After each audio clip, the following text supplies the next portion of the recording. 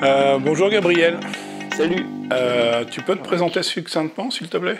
Ouais, alors du coup, je suis né à La Rochelle le 13 février 1997. J'ai vécu à Nantes jusqu'à mes 10 ans et après je suis parti vivre à Lille. Euh, Mon père est artiste peintre et ma mère était graphologue et puis elle est devenue art thérapeute. Du coup, les chiens font pas des chats et j'aime beaucoup dessiner et j'aime beaucoup être créatif, ouais. Et du coup, je me suis dirigé dans des études d'art. J'ai fait Saint-Luc-Tournai en Belgique. Et puis après, je suis parti à Bruxelles pour faire des études sup. Je me suis spécialisé en bande dessinée. Et du coup, j'ai appris le scénario, l'anatomie et le dessin.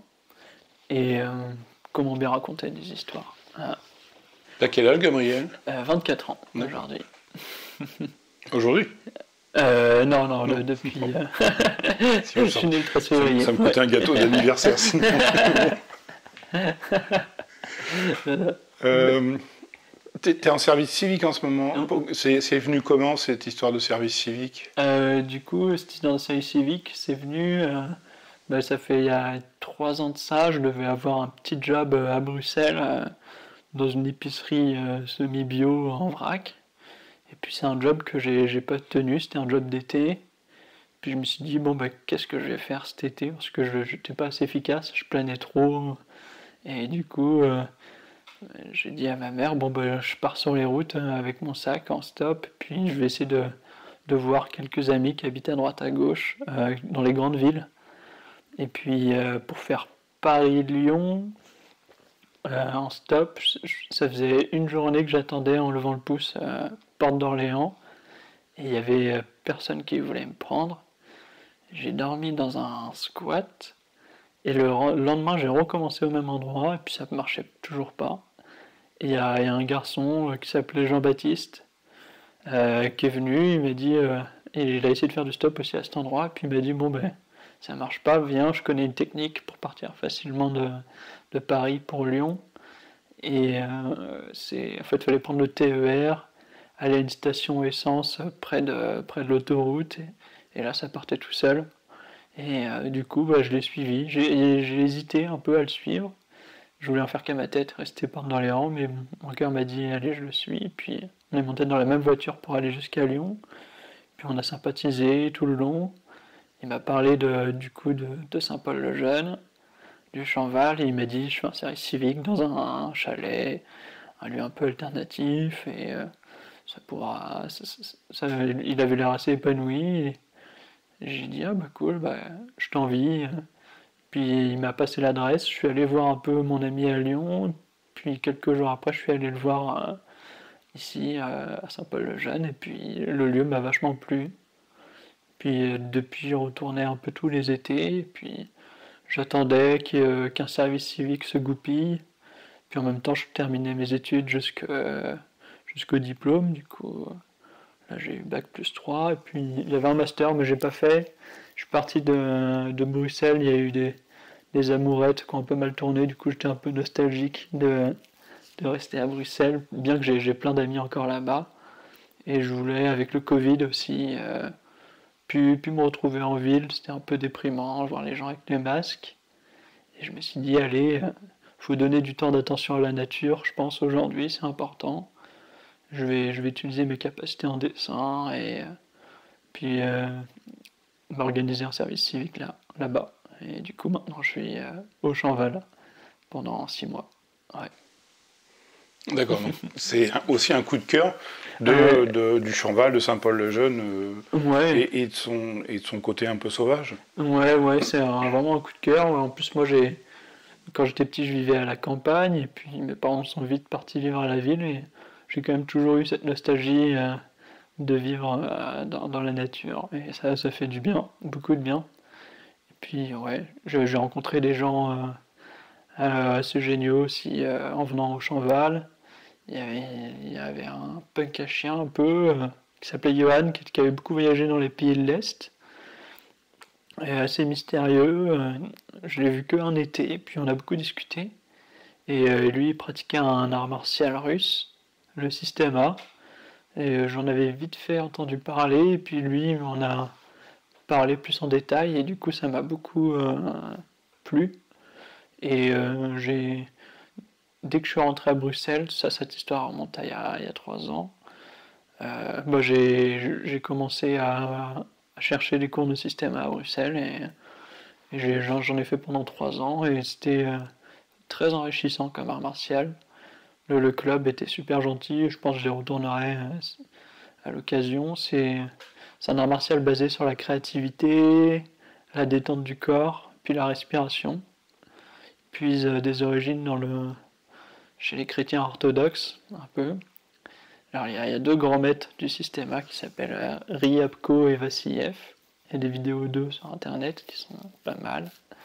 Et c'est assez impressionnant. Et il y en a beaucoup qui disent en voyant ces vidéos que c'est du fake, c'est du bullshit, parce que c'est tellement sur la détente du corps qu'il y a beaucoup de choses qui sont assez internes. Mais c'est chouette parce que à travers ça, on découvre sa créativité, on retrouve un peu son corps de bébé, on ne voit pas le sol comme quelque chose de péjoratif au final. Et il y a plein d'exercices très intéressants. C'est pas forcément un art martial pour péter des gueules, c'est aussi un art martial qu'on peut utiliser quand on attend le bus, c'est toute une posture, ou quand on marche, juste écouter sa respiration, inspirer par le nez, expirer par la bouche. Ouais. Voilà, c'est ce que font les Spetsnaz, les Spetsnaz qui est l'armée secrète du Kremlin à Moscou. Voilà. On a le droit de dire ça sur une vidéo? Ouais, On ne sont pas l'armée secrète, remarque, je vends ça, mais ouais. Du coup, toi, t'es vachement dans suivre ton intuition quand même. C'est les rencontres qui ont fait que... Ouais, pas mal. Quand même pas mal, ouais. J'ai beaucoup, je suis les rencontres, et puis quand un lieu me plaît plus, et ben j'en pars, et puis j'ai toujours eu le cheval dans un coin de ma tête, bien que Bruxelles c'est une ville super, et que une philosophie de vie là-bas qui est assez géniale, quoi. Les Belges sont très gentils. Je pense que j'y retournerai dans le futur, mais je voulais aussi prendre un peu ce service civique comme une résidence artistique, et le fait d'être dans une roulotte dans les bois, c'est aussi une manière d'utiliser ça à des fins artistiques, et du coup je dessine un peu tous les jours. J'essaie de faire une planche, un storyboard par tous les 4 jours en moyenne. Puis je fais ça sur du papier A4, j'ai pas tout mon matériel, je fais ça un peu à l'arrache, mais je sais que quand j'entrerai, ce sera fait, et puis je pourrai en créer au propre, à la table lumineuse, et du coup j'ai tout le scénario en tête, et puis j'ai fait un gros travail de documentation aussi, du coup. Je lis beaucoup de bouquins, et puis le fait d'être dans la forêt, je suis pas happé par des mouvements extérieurs, des gens qui ont envie de faire la fête ou quoi que ce soit, et je suis un peu en méditation, comme un ermite, et je peux avancer sur mes projets. Donc ton but, c'est quand même t'as quand même une ligne droite, un fil directeur, c'est la bande dessinée. C'est ça quand même qui te happe. Ouais, pas mal. Tu peux nous dire un peu quelles sont tes inspirations? Qu'est-ce qui t'a amené à la bande dessinée? Qu'est-ce qui te happe dans la bande dessinée? Oui, carrément. J'ai beaucoup aimé, quand j'étais petit, Jodorowsky, Le Lama Blanc. C'est une des BD que j'ai beaucoup lu. Puis BD française aussi qui s'appelle Mutafoukaz, édité au label 619. Tout ce que fait ce label, c'est vraiment pas mal. Et du coup, ça m'a beaucoup inspiré. Et je me suis dit, ouais, j'ai envie de faire un dossier, l'envoyer à des maisons d'édition. Et du coup, les histoires que je raconte, c'est un peu ésotérique. J'aime beaucoup aussi le cinéma. La bande dessinée, c'est un peu du cinéma sur papier au final. J'aime beaucoup ce que fait David Lynch. Des histoires qui sont un peu... qui parlent de choses qu'on voit pas, avec des caractères un peu fous. Et ouais, moi, mon histoire, celle que je raconte actuellement, elle est assez...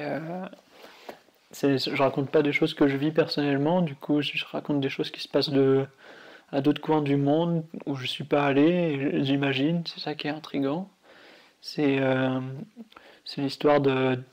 C'est un mélange entre le film Ready Player One, Matrix et Little Buddha. Dans les grandes lignes, je vais pas spoiler, mais c'est des moines bouddhistes qui cherchent la réincarnation d'un lama, et puis ils découvrent à la fin qu'il serait dans un jeu vidéo, et voilà. Voilà, tout un programme. Ouais. D'accord, donc il faut en même temps la modernité d'une ville comme Bruxelles et en même temps, j'allais dire, la sauvagerie d'un monde comme celui du Chamval, c'est-à-dire un lieu où tu peux en même temps te centrer sur toi et être en connexion avec la nature aussi. Ouais, exactement. C'est une source d'inspiration pour toi, la nature? Ouais, énormément. Bien que je la dessine pas, enfin peut-être là je vais la dessiner dans le cadre de mon service civique, parce que c'est toujours important de maintenir le crayon. C'est un peu comme un musicien qui fait ses arpèges en dessinant la réalité, essayer de dessiner la réalité régulièrement. Et du coup, là, je pense que je vais sortir mes écolines, mes aquarelles, puis dessiner un peu la nature, un peu le Chamval, les grottes, puis essayer de travailler une rigueur assez constante. Après, sauf erreur de ma part, toi, c'est quand même les humains que tu croques, c'est les humains que tu veux regarder. Ouais. Toi, t'es profondément humain, t'es un humaniste dans l'âme. C'est vrai, dans mon école d'art, je faisais pas mal de modèles vivants, des gens qui posaient nus. Mais au Chamval, il y a aussi des gens qui ont beaucoup de charisme et qui seraient intéressants à dessiner. Ça me donne des idées. Des têtes cassées, des belles têtes. Ouais. Mais tu restes quand même sur les fils de ton histoire. Ouais, c'est ça. Bien qu'il y ait des caractères qui m'inspirent, je transvase un peu sur mon histoire, mais c'est très lointain. Et d'ailleurs, je suis autant intéressé par la fiction complète que par les gens qui font des biographies. Peut-être que ce sera un projet après, mais pour le moment, je fais quelque chose de pas très terre à terre et je vais assez loin dans l'imagination. Ouais. Ça te permet de t'échapper aussi par rapport à un monde qui tu disais tout à l'heure, cette espèce de brutalité qui fait que on n'a pas confiance aux jeunes, on les laisse, on les prend pas en stop parce que ça peut être dangereux, un jeune. Non, ouais, c'est vrai. T'en penses quoi, toi, de ce monde-là? Ça me... De ce monde d'adultes? C'est clair, c'est un échappatoire quelque part. Et des fois, je me dis que je plane beaucoup en faisant mes BD, et que je suis un peu dans ma bulle. Mais en même temps, c'est une manière c'est une bonne manière, je pense, de s'exécuter. Dans ma classe, il y avait beaucoup de gens qui étaient un peu nébuleux dans leur monde. Mais je ne leur voulais pas aussi pour autant. Et il faut avoir un bon centre, il faut aussi rester terre à terre et puis être confronté à la réalité. T'es dans les deux, dans les deux mondes, toi. T'es comme dans Matrix, t'es en même temps dans ta réalité, mais en même temps, quelque part, t'es ailleurs parce que ça te permet d'échapper à des choses que t'as pas nécessairement envie de voir. Ouais, c'est vrai, exactement. C'est ça. Ouais. T'es dans la matrice, mais en même temps, t'es en dehors. Ouais. Au niveau de l'éloquence, quand j'étais petit, j'étais peu éloquent et j'étais dans le coin de la cour de récré. J'étais déjà beaucoup dans mes carnets de dessin, mais maintenant, je trouvais le bon entre-deux et je trouve que le monde réel est tout aussi excitant qu'elle est dans son imaginaire. Puis t'es bien bousculé dans l'univers du Chamval. Il y a quand même de quoi être chamboulé, ou en tout cas il y a des gens qui te poussent un petit peu dans tes retranchements, j'imagine. Il y a des points de vue vachement différents sur plein de choses et le fait de vivre proche de la nature aussi, je parlais de l'art martial russe, c'est assez excitant. Je retrouve mes bas instincts, couper du saucisson sur une table près d'une roulotte, c'est vraiment amusant, quoi. Ou prendre des douches aux grottes nues. J'ai l'impression d'être un homme préhistorique, ça fait du bien aussi. Ça permet de retrouver ses racines. Ouais, retrouver ses racines et puis pas se prendre la tête pour des choses matérialistes. tourne aux bases et maintenant je sais que j'ai une manière de relativiser qui est beaucoup plus grande que si j'avais jamais vécu ça. C'est vachement agréable. Il y a des gens qui t'ont inspiré, que tu as intégré dans ta bande dessinée, que tu as croisé ici ou Ben, sans dire de nom, mais... un peu, il y a des caractères qui m'inspirent. Ou des gens qui m'ont appris des choses sur la vie que je réécris dans des bulles. Ouais. Ils t'ont appris à quoi, ces gens qui sont un peu en marge de... On appelle ça en marge de la société, mais en vérité, ils sont plein dedans. Ouais, des philosophies sur le fait de ne pas prendre parti, sur le fait d'aimer son prochain. Bien que je raconte des histoires qui sont assez violentes, des fois, il y a des belles actions humaines que j'essaie de retranscrire. Et puis, au Chamval aussi, Eric, qui est le tuteur de service civique, il a une super bibliothèque, puis il est cultivé sur plein de choses, les apatistes, il aime beaucoup Corto Maltese, j'aime aussi beaucoup Corto Maltese ou Comes, et du coup c'est inspirant aussi de parler de bande dessinée avec des gens qui en lisent, c'est très chouette. Ouais. Et avec tout ça, dernière grande passion, c'est la musique. La dernière grande passion, c'est la musique. Ouais, j'aime beaucoup la musique. Ça t'est venu comment, ça Une rencontre Même pas. Enfin, quand j'étais petit, mon père m'avait offert une guitare, je l'ai perdue, une guitare acoustique, puis j'ai pris vite des cours de batterie. J'avais envie de me défouler sur une batterie. Et j'ai eu des batteries, mais c'était toujours un peu bancal, elles étaient rouillées d'occasion, et puis pour jouer de la batterie, il faut pas avoir de voisins parce que sinon ça l'énerve. Du coup, j'ai pas mal appris les percussions dans leur ensemble, j'ai pris des cours de batterie. Et j'ai un caron aussi, ou une boîte sur laquelle on tape. Au départ, c'est pour le flamenco, tu as l'équivalent de la grosse caisse, la caisse claire, le question-réponse. Et tu peux déjà faire pas mal de choses, et puis ça, c'est simple à transporter pour jouer dans les parcs. Et puis dernièrement, je me suis perdu sur internet, je regardais des vidéos d'instruments de musique récents, et j'ai découvert le ATV E-Frame, qui est un instrument japonais. Et je me suis tout de suite dit, wow, il faut que je m'achète ça. Ça coûtait assez cher.